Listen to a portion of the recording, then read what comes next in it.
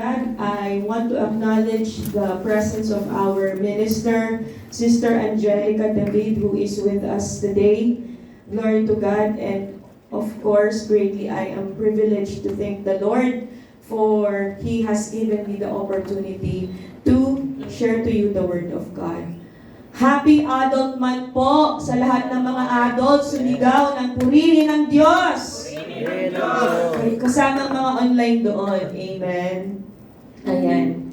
Maraming salamat po sa inyong pagdalo at sa inyong pakikiisa sa gawain ng Diyos. Sa umagang ito, magkakaroon tayo ng maikling pagbubulay. Kaya wag po ninyo kaming tutulugan. Amen. Praise God. Ang ating pong theme sa ating Adult Month is Fortifying Apostolic Unity. Amen. But today, we will focus on Fourth Watch Adults as instrument for unity. Amen. Fourth Watch Adults as instrument for unity. Sa ating meditative reading kanina sa Philippians chapter 1:27, may panawagan ng ating mahal na apostol Pablo sa ating, kung ating titignan sa ASND version. May panawagan ang apostol Pablo kung paano tayo ay dapat mamuhay. Ang sabi niya dito, mamuhay kayo ng ayon sa magandang balita ni Kristo. Nang sa ganon, makadalaw man ako sa inyo o hindi, ay mabalitaan kong nagkakaisa kayo at sama-samang naninindigan para sa pananampalatayang ayon sa magandang balita. Kaya ano ang panawagan ng ating mahal na apostol? May mga terms na ginamit sa talatang ito to define or to highlight the message or the core message of this verse. Ang sinabi niya ay nagkakaisa at sama-sama. Kaya ang mga salitang ito'y pumapatungkol sa pagkakaisa o unity. Amen? At kapag sinabi nating unity, tayo ay, ang mga tao ay nagkakasundo, nagmamahalan, nagkakaisa sa iisang layunin. Amen. Ngayon, mga kapatid, pag walang pagkakaisa, magulo. Walang maa-achieve dahil iba-iba ang kaisipan. Diba? Kumbaga, kung may gusto kang gawin, kapag iba-iba ang isip, wala talagang mangyayari. Maliban na lamang kung lahat ay nag-a-agree. Kaya mahirap ma-achieve ang isang bagay kapag iba-iba ang isip, nagkakaroon ng delay. Amen? Kaya sa tahanan, isinusulong din natin ang pagkakaisa. Imagine, kapag ang mag-asaway, magkaiba ang pagpapasyay, magiging magulo ang tahanan o magkakaroon ng di pagkakaunawaan ang mag-asawa. Kahit na rin sa mga anak. Sa gobyerno, ang hindi pagkakaisa ay nagdudulot ng away. Diba? Kitang-kita naman natin. Rally. Diba? O. Tignan nyo yung mga nagrarally, yung mga kalipunan ng iglesia. Kung anong iglesia man yun.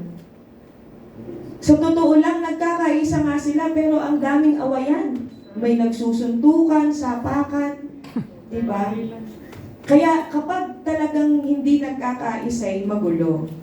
Kahit sa trabaho, kapag ang boss mo ay may gustong ipagawa, pero ang isang trabahador ay ayaw gawin ito, o the other way around, nadidelay ang project.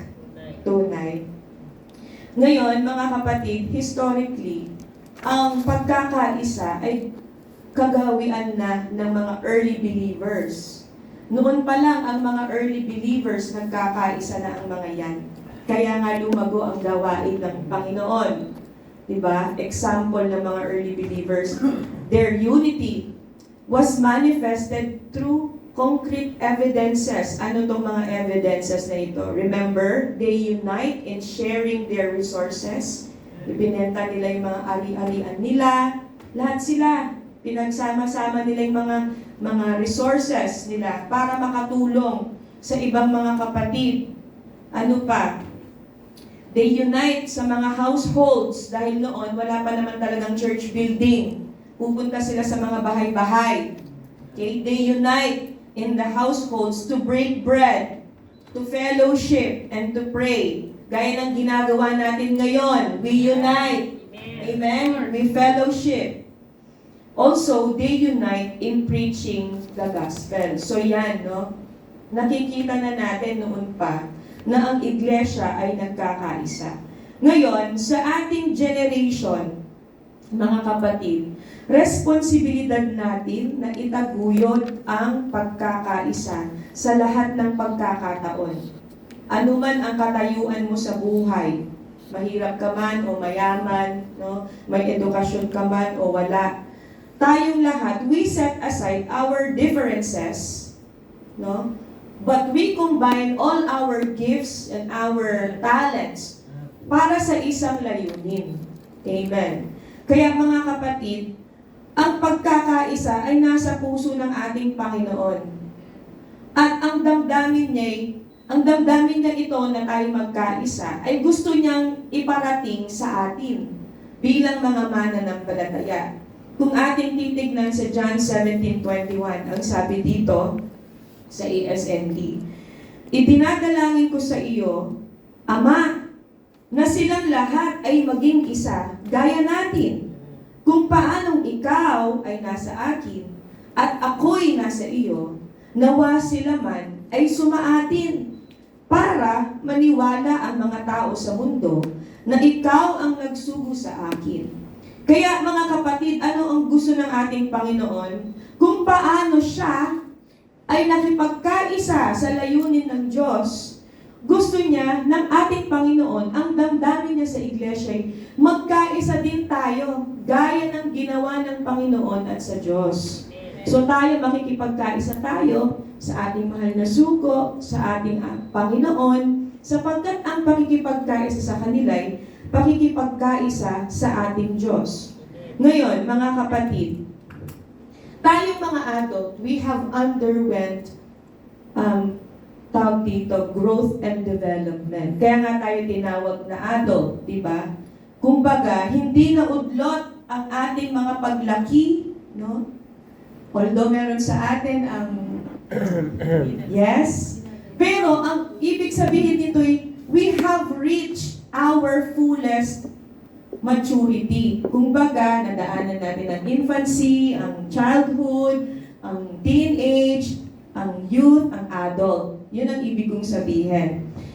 Hindi tayo nakaranas ng anumang retardation o kakulangan sa ating paglaki o pag-grow. Kaya tayo, habang tayo naman ay tumatanda, lumalaki din ang ating liabilities at ang ating mga responsibility. Kaya today, ang ating pag-uusapan ay ang adult Fort Watchers, no? We have the responsibility to be an instrument for unity. Kaya mga kapatid, iisa-isahin natin ngayon. Bilang mga adult Fort Watcher, or Fort Watchers, how can we be instruments for unity? Number one, adults must unite in upholding the faith in their households. Ang mga adult ay kaisa sa tagapagtaguyod ng pananampalataya sa kanilang sambahayan. Kaya our responsibility is not only to provide education to our children. Our responsibility is not only to provide food, shelter, no, sa ating sambahayan, kundi tagapagtaguyod din ng pananampalataya sa ating mga tahanan. At ito ang dahilan kung bakit tayo tinawag na mga magulang ng Diyos. Kung bakit tayo inilagay sa ating mga sambahayan. Bakit? Sapagkat tayo po, believe it or not, tayo ay kinakasangkapan o kumakatawan, kumbaga representative ng Diyos sa loob ng bahay. Kaya tingnan natin, no, patunayan natin na tayo pala na naririto bilang mga magulang o adult. Tayo ay kumakatawan no, o representative ng Diyos sa ating mga tahanan. Tingnan natin sa Ephesians chapter 6 verse 1 AMP version. Ayan, para naman mabigyan kayo ng confidence sa inyong mga sarili. Sabi, children, I'm talking to the youth, okay? Obey your parents in the Lord. That is, accept. So we're talking about the parents. It says, accept their guidance and discipline as His representatives. For this is right. For obedience teaches wisdom and self-discipline. Kaya mga anak, no, youth, anong sabi? Ang mga magulang ay hindi lang natin iginagalang. Hindi lang natin sinusunod. Hindi lang sila mga provider. Okay. Ang sabi ng salita ng Diyos, kikilalanin natin sila bilang kinatawan o representative, no, ng Diyos sa ating mga sambahayan. Kaya ang mga nanay at ang mga tatay, mga adults, tayo ay mga sugo ng Diyos. Praise the Lord. Sa ating mga sambahayan. Narinig niyo ba yon, mga youth? Ang mga magulang natin, ninyo, ay mga sugo ng Diyos sa ating mga sambahayan. Kaya hindi lang sila nariyan para kayo'y kalingain, kundi lalong higit upang matiyak nila na ang salita ng Diyos ay nangyayari sa loob ng sambahayan. We, or the adults, will see to it that the Word of God is being obeyed in their households. Kaya again, mga adults, we are God's ambassadors. Praise the Lord.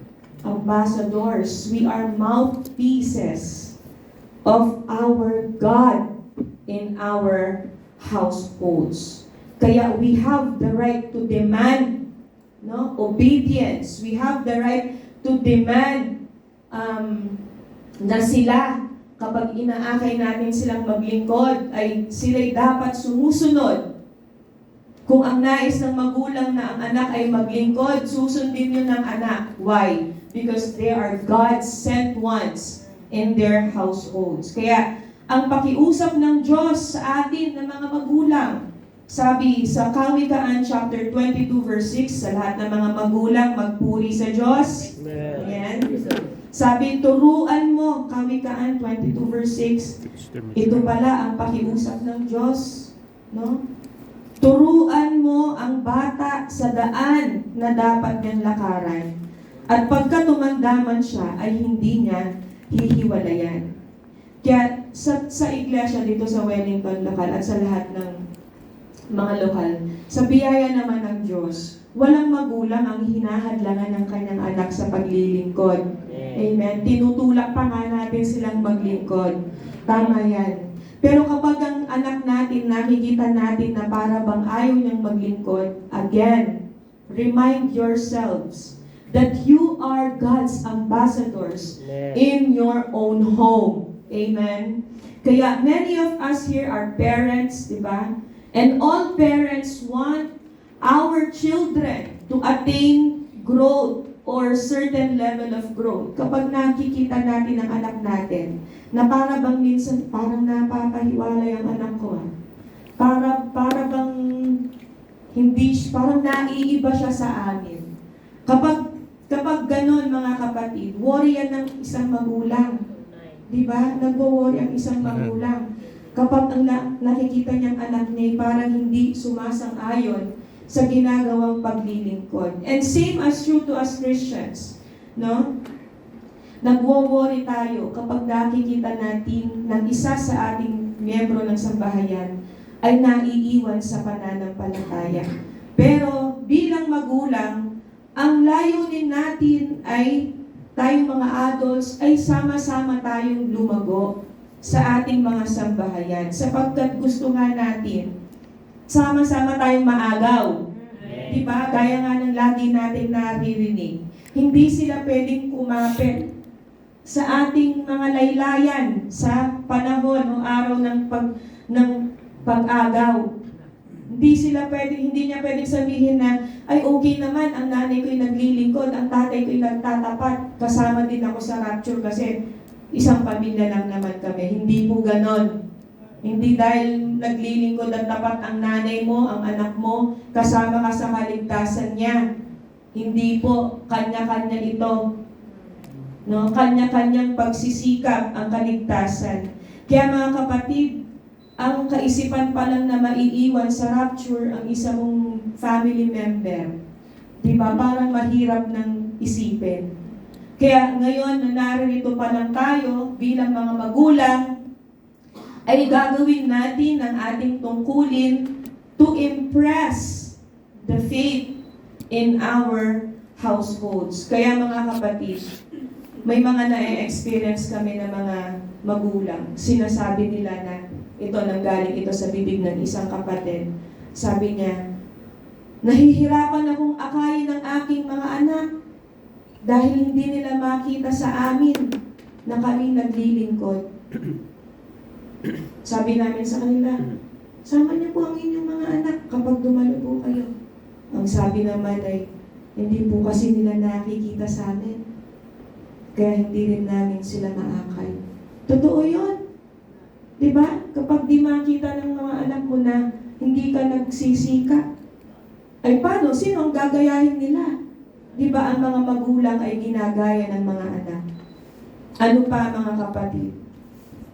Sabi, ayoko pong gisingin sila kasi pagod po sila sa trabaho. Sa linggo na lang po ang kanilang panahon at ginagamit ito sa paglalaban ng damit. Yan. Kaya mahihirapan ka talagang akayin ang iyong buong sambahayan kung tayo mismong mga magulang ay hindi nakikitaan ng katapatan sa paglilingkod. Kaya mga kapatid, anong sabi ng salita ng Diyos? Turuan mo ang bata sa daan na dapat niyang lakaran. Ano ito? We are impressing the faith in our households. And when we impress the faith, no, they are like trees planted near the waters. Sila din tumitibay, lumalago, tumatatag. Gaya ng sabi dito sa Jeremiah chapter 17 verse 8, ito pala ang nangyayari, no, kapag sila ay tinuturuan. Sapagkat siya'y magiging parang punong kahoy na itinanim sa tabi ng tubig at nag-uugat sa tabi ng ilog at hindi matatakot pagka ang init ay dumating. Kumbaga, ang sabi, kung dumating man ang pagsubok, hindi siya matatakot. Bakit? Dahil nga nakatanim siya sa tabi ng tubig at ang tubig ay nagbibigay ng buhay. Amen? Ano pa? Kundi ang kanyang dahon ay magiging sariwa at hindi mababalisa sa taon ng pagkatuyo o maglilikat man sa pagbubunga. So, by doing this, by teaching our children or anyone in our family members, we are honing or training a future fourth watcher. Amen. Tayo ay humuhubog ng isang mabuti at matatag na Christian adult sa hinaharap. Kaya mga kapatid, anong kailangan pa natin gawin liban sa we have to impress the faith in our households? Pangalawa, we have to send them to the right location. Amen. Diba? Ang mga anak natin, we send them to school to gain education. But also, we have to send them to the church to grow in faith. Amen? Kaya when we send them to the church, you are putting your family members in the right location because the church is the right location for us to grow. Amen? Kaya it is like a family member na parang wina-water mo. You are watering that seed. No? That seed. Siyempre, hindi ka naman magtatanim ng seed doon sa rocky road. Magtatanim ka ng seed doon sa fertile ground. And the church is the fertile ground. It is the right place to grow in our faith. Mga kapatid, so, continue to lead our kids to the right location. Paano ba tayo lumago? Tayo mga adults. So, tingin natin. Paano tayo lumago? Sa pananatili sa iglesia. Dahil sa iglesia, narito ang turo ng mga apostol. Narito ang mga turo ng Diyos. Kaya mga kapatid, this is the best location to help our children and family members grow, because the church is comprised with rich teachings. Kaya kapag tayo ay nasa iglesia ng Panginoon, no, narito ang mga hindi mabilang na pagtuturo. Kaya maging kagaya tayo ng ni Josue, no? Si Joshua. Naalala niyo ba ang sabi ni Joshua? Naalala niyo ba sa kanyang sambahayan? Sabi niya, no, si Joshua, pinagpasyahan niya na ang kanyang buong sambahayan ay maglilingkod. Kaya mga magulang, may pananagutan tayo na akayin ang ating mga anak, ang sino man na nakatira sa ating mga sambahayan na maglingkod sa Diyos. Kaya ang tatay, katulong niya ang nanay. Ang nanay, katulong niya ang tatay. Kung walang tatay, edi ang nanay. Kung walang nanay, edi ang tatay.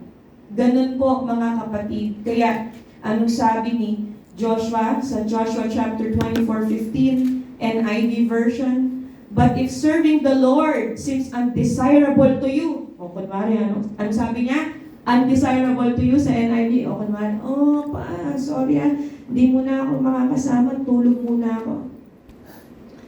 Dito muna ako, ikaw na lang muna. O sabi, but if serving the Lord seems undesirable to you, anak, sabihin mo, choose whom you will serve.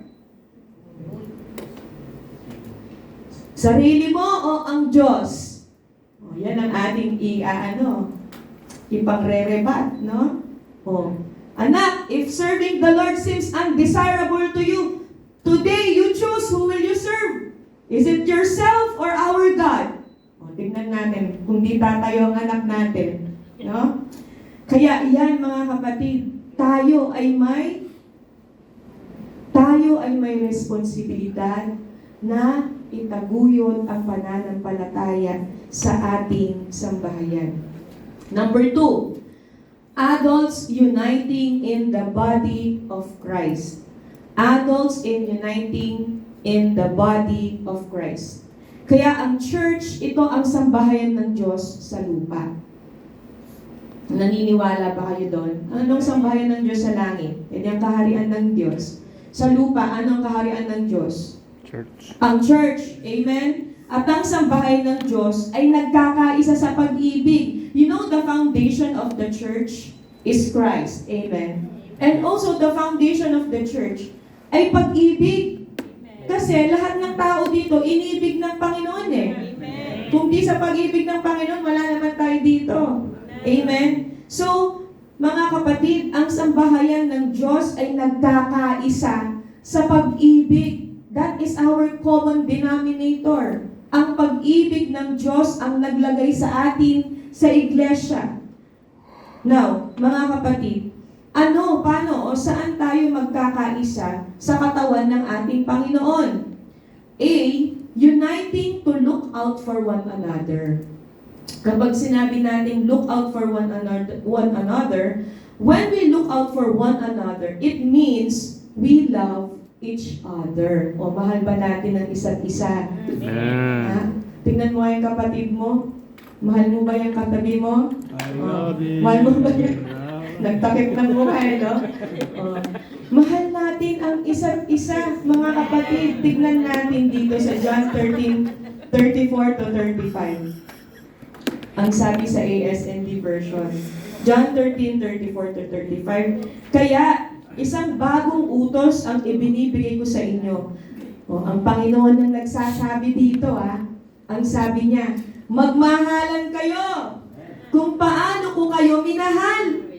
Ganoon din dapat ang pagmamahal ninyo sa isa't isa. Kung nagmamahalan kayo, malalaman ng lahat ng tao na mga tagasunod ko kayo. Ano daw mga kapatid ang nais ng Panginoon? na tayo ay magmahalan sa isa't isa. At ganun naman ang ginagawa natin sa iglesia. Amen? O paano ba tayo nagmamahalan?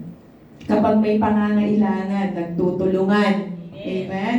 O, alam na natin yan. Napakabusilak ng mga puso ng mga kapatid. Kapag mabalitaan ng kapatid ay ganito ang pangangailangan, sugod agad ang kapatid para tulungan. Amen? Sa mga kahinaan, o paano natin pinapakita ang ating pagmamahalan? Dinadalaw. Amen? Kinakamusta.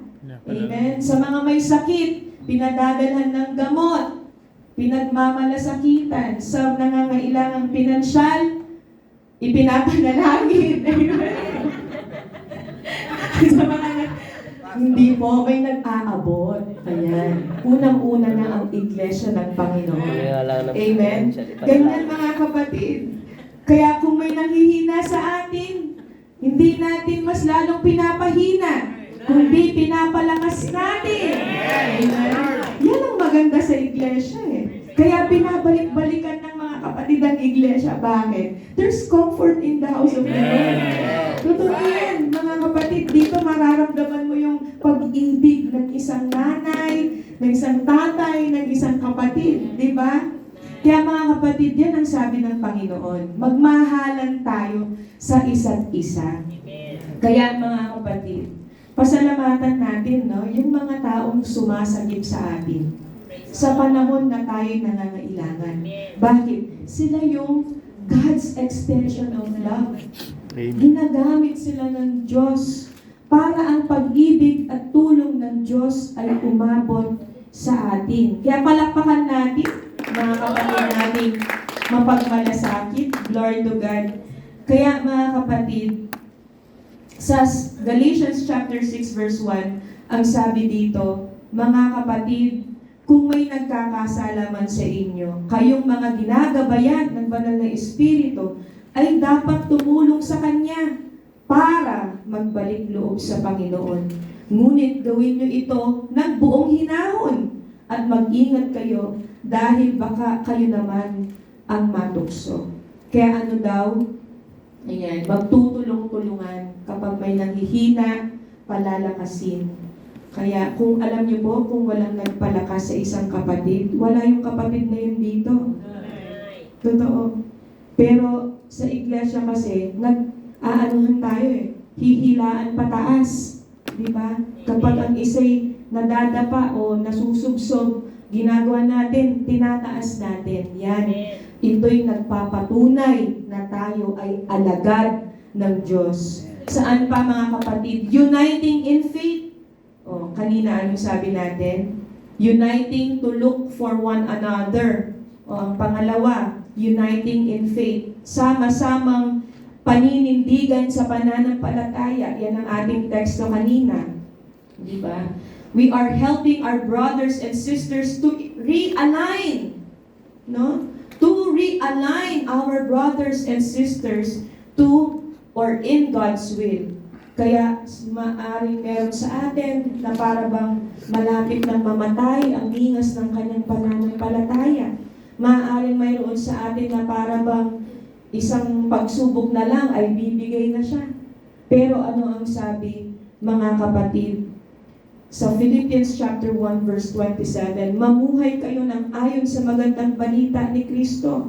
Nang sa ganun makadalaw man ako sa inyo o hindi, mabalitaan kung nagkakaisa kayo at sama-samang naninindigan para sa pananampalataya ayon sa magandang balita. Kaya, here in the church, we want to be on fire. Lahat tayo gusto natin maninas tayo dito sa church. Amen? We want to be, all of us, we want to be holy. Gusto natin tayong lahat lumalakad sa kabanalan. Kapag nakikita natin ng isa na parang natataliwas, ibinabalik natin, nire-realign natin. Bakit? Dahil gusto natin lahat tayo pare-pareho. We are harmonized. We are united in faith. Amen? Gusto natin lahat, we are steadfast. Kapag ang isa ngayon nakikita natin parang tumatamad sa paglilingkod, ang ginagawa natin, pinapaalalahan, Why? Because we want to be united in faith. And we want to have one conviction. Gusto natin may isang paniniwala lang tayo na tayong lahat sama-sama sa rapture. No? We are not just thinking about ourselves. We are not just thinking about our own family. We all want the families to cross the finish line together. Amen. Diba? Gusto natin lahat tayo matapos natin ang takbuhin natin. Kaya hindi lang natin iniisip ang isang sambahayan. Hindi lang natin iniisip ang sarili nating sambahayan. Pansinin nyo dito sa church, ang ating manggagawa, iniisa-isa niya yung mga sambahayan. Diba? Pinapa-alalahanan ang mga bawat sambahayan. Bakit? Because gusto niya na tayong lahat matapos ang ating takbuhin.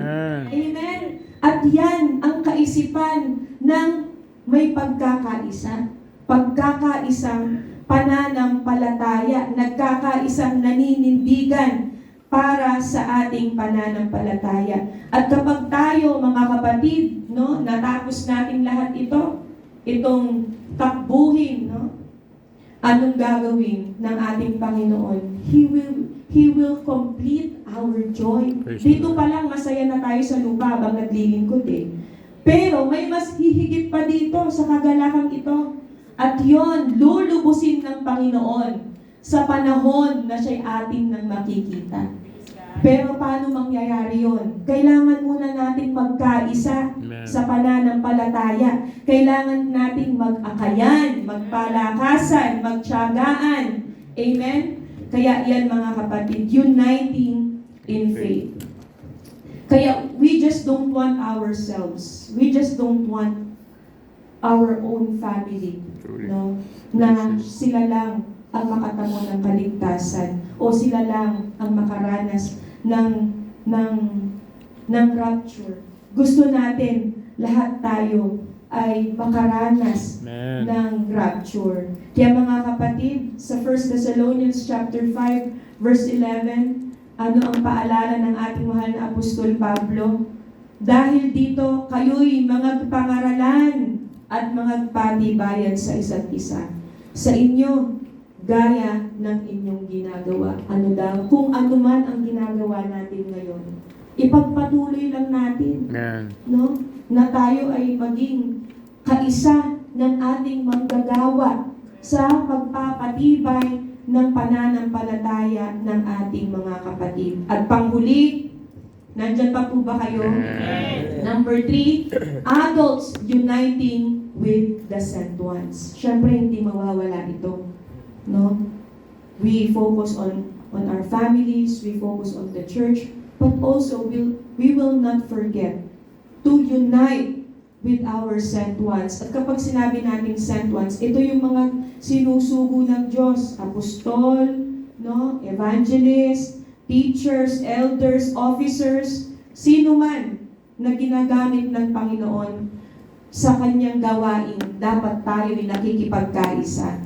Now, sent ones are divinely chosen by God, and they are dispatched to have a personal or tangible contact with humanity. Kumbaga, isinugo sila ng Panginoon para kung anuman ang gusto ng Panginoon ay gagamitin niya ang kanyang sinugo, ang kanyang sent ones. Ano daw? Sent ones are divinely chosen by God and they are dispatched to have a personal and tangible contact with humanity. Kinakatawan sila ng Diyos, ang mga apostol, ang mga pastor, ang mga evangelist, at lahat ng mga 5 manifold gifts, no? Kinakatawan sila ng Diyos dito sa lupa.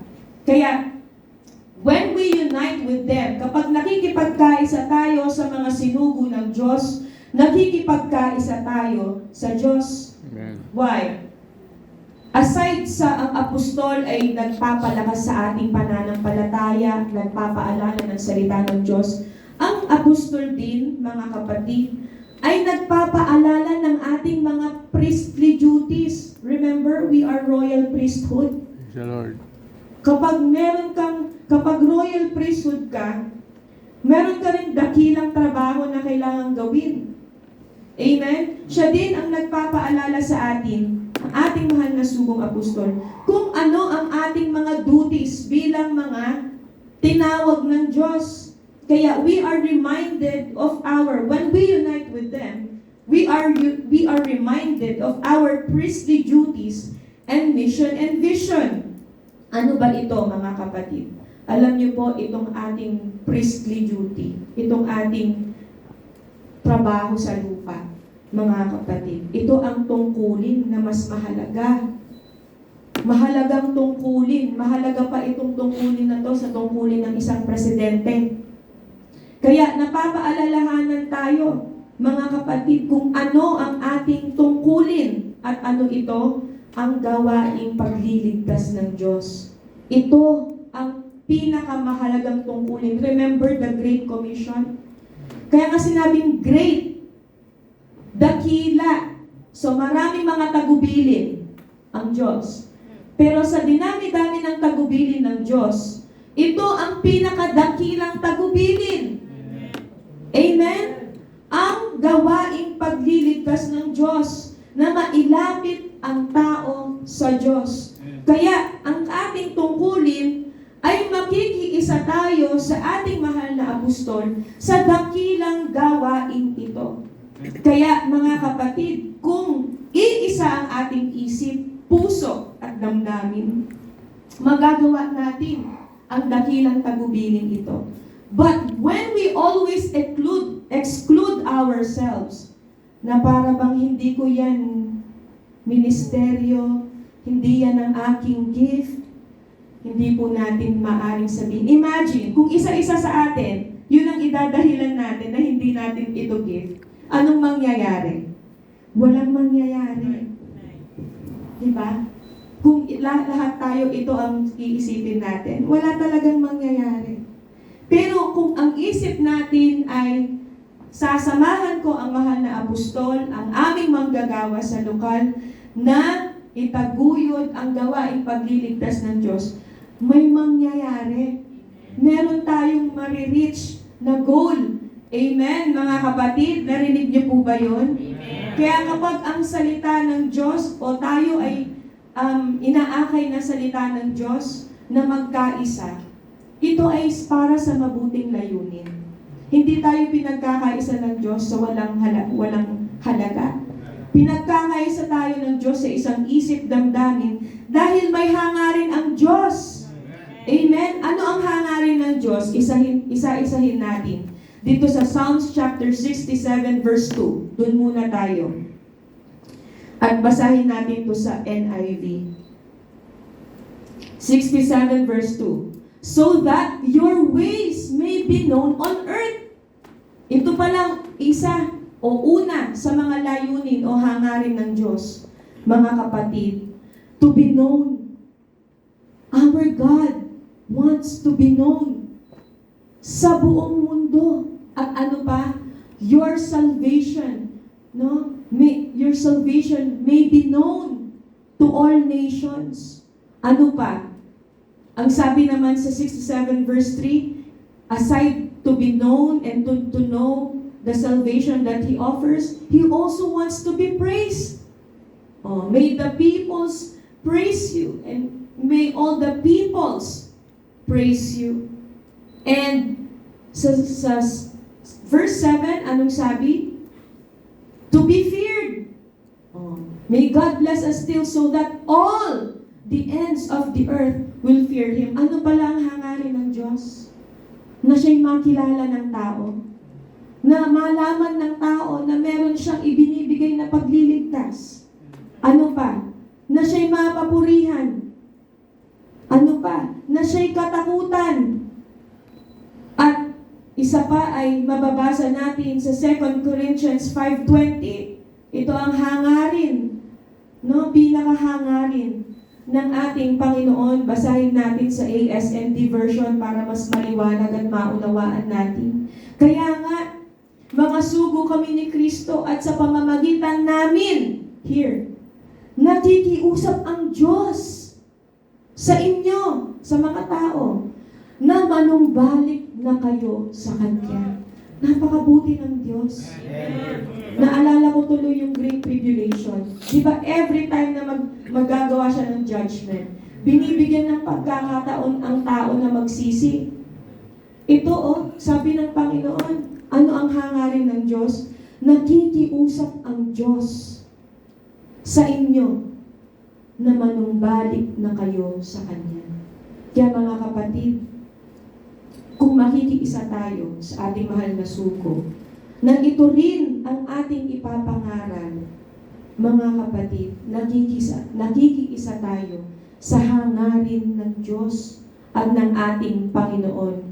Kaya mga kapatid, itong gawain ito'y ipinagkatiwala sa ating mahal na apostol, sa mga apostol kahit noon pa man.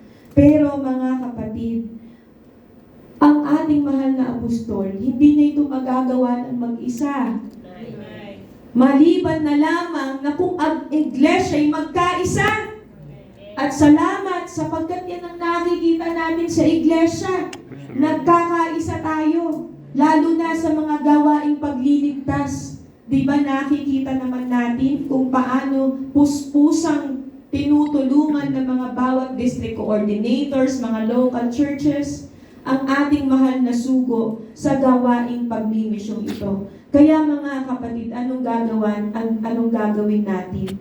Tayo ay maging katuwang lagi ng ating mga manggagawa, ng mga sinugo ng Diyos. Ang gagawin natin, sasama lang tayo. No? Sasama lang tayo, makikiisa lang tayo, at gagawa lang tayo, mga kapatid. At pag lagi natin iisipin ito, malulugod ang Diyos. At hindi lang yon, nalulubos ang kagalakan ng ating mga sugo. Bakit? Alam niyo po yung iniisip mo pa lang na walang nakikiisa, nakakapagod na. Di ba po, kunwari may malaking kang trabahong gagawin. Pero wala kang trabahador, isa ka lang. Iisipin mo pa lang parang nakakapagod na eh. Pero kapag may nagsabing, ako po, tutulong, ako po, sasama. Di ba nagagalak ka na? Amen. Gumagaan ang trabaho pag gano'n. Tignan nyo nangyari ng JOS. Yung JOS, napakalaki ng goal. Pero anong ginawa natin? May narinig ba tayong hindi ako sasama? Wala. Lahat tayo nagkaisa. Amen. At anong nangyari? Nangyari ang kalooban ng Diyos. Kaya mga kapatid, yan ang gusto ng ating Panginoon. Na tayo ay nakikiisa sa hangarin ng Diyos. Kaya,